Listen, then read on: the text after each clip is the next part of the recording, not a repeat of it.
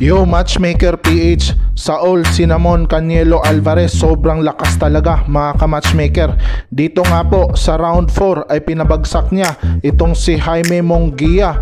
Dito nga po ay hindi nakapalag ang isang Mexican fighter na undefeated na Bakito. Dito nga po ay na-uppercut siya ni Canelo. Sa first to 4 early rounds mga ka-matchmaker ay panalo po sa scorecard itong si Jaime Munguia. Ngunit bigla nga po siyang na-uppercut nung sumugod sa bahagya kay Canelo Alvarez. Dito nga po ay hindi alintana ng Bagito kung ano ang nangyari sa kanya at ano ang tumama. Parang nagulat na lang po siya mga ka-matchmaker.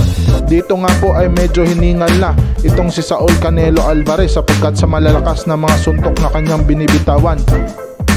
Ngunit mga ka-matchmaker, kahit ganun pa man ay hindi pa rin sumuko ang Bagito at pinagpatuloy ang laban. Dito nga po ay masusubukan talaga ang tibay ng isang Mexican fighter. Kahit natumba na ng ilang beses ay solido pa rin ang mga galawan sapagkat tinuruan nga po siya ni Freddie Roach kung paano ang kanyang depensa. Hindi nga po siya parang ma-knockout ni Canelo Alvarez kahit na bumagsak na siya sa 4th round. As of now mga ka-matchmaker ay lamang po si Canelo Alvarez sa scorecard dahil nga po sa pagka-knockdown niya kay Jaime Munguia. Ngunit si Jaime Munguia ay bumabato pa rin ng matitibay na suntok at napapahingal pa rin itong si Canelo Alvarez. Matamaan lang ng sulod na suntok itong si Canelo mga ka-matchmaker, paniguradong tapos ang laban.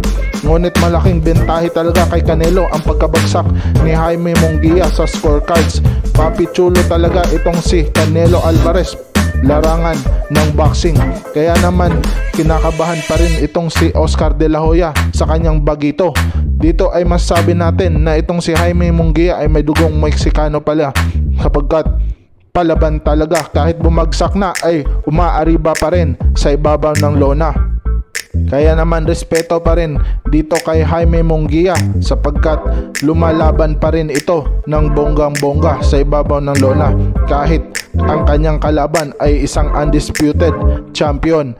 Dito nga po ay nagkatotoo ang sinabi ni Canelo na babagsak itong si Jaime Munguia. Ngunit hindi pa natin alam kung matutuluyan ba talagang ma-knockout niya o bahagyang unanimous decision lang talaga ang kanyang pagkapanalo.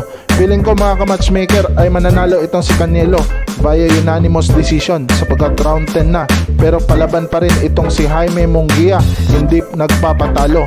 Kaya naman dito ay masusubukan talaga sa panghuling rounds. As of now ay round 10 na mga ka-matchmaker at dito nga po ay palaban pa rin si Canelo Alvarez.